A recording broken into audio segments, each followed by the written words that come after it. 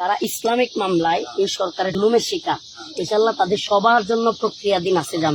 এখানে যেন কেউ উশৃঙ্খলা না করে এবং তাদেরকেও ইনফরমেশনটা দিবেন যে মামলাই আছে ট্যাগ দেওয়া হোক, রাজাকার, জঙ্গি, যা ট্যাগ দেখ, যদি কেউ অপরাধী না হয়ে থাকে, হেফাজতের আলেমরা সহ আলহামদুলিল্লাহ সবাই বসছে যে এই আলেমদের আপনি সহ যারা আছে মাজলুম বন্দীদের মুক্তির একটা প্রক্রিয়া চলতেছে। কারণ ইজার ভাই, শাইখ হাদিস মামুনুল হক সাহেব সবাই এটা নিয়ে বসছে। দয়া করে এখানেও যেন কেউ বিশৃঙ্খলা তৈরি করে দেশের পরিস্থিতি গোলাটে না করে। আমরা এই জন্যই বড়দের পক্ষ থেকে আসছি সাহেব, ইনশাল্লাহ আপনারও হয়তো মুক্তি ত্বরান্বিত হবে ইনশাআল্লাহ।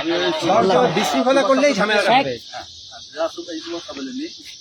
আপনি ইনফরমেশন দিয়েন স্যার, আপনি বললেই কিন্তু হয়ে যাবে যে আপনি সবাই বলে দিবেন যে রফিক আসছিল, যে উপরেও তোমাদের ইয়াগুলো নিয়ে আলোচনা হচ্ছে যে তোমাদের মুক্তি, ইনশাল্লাহ অযথা এখানে বিশৃঙ্খলা করো না, কেউ মুক্তি হবে, আমি ওদেরকে বুঝিয়ে দিচ্ছি ইনশাআল্লাহ।